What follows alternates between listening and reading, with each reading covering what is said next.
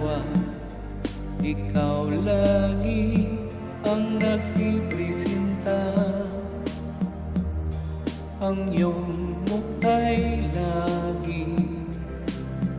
laging sa bahay nang nililigawan.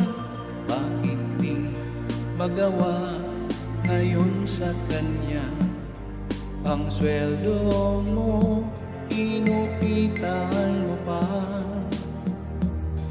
Ang utos mo'y lagi parang katulong ang turing sa kanya. Nais mo'y maghanap ngayon ng iba.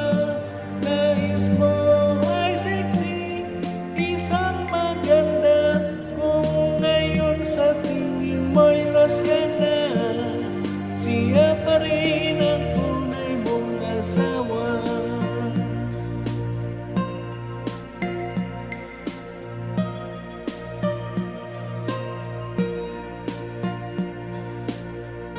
Nang sumama ka sa iyong keriha, akala mo lagi kang masaya,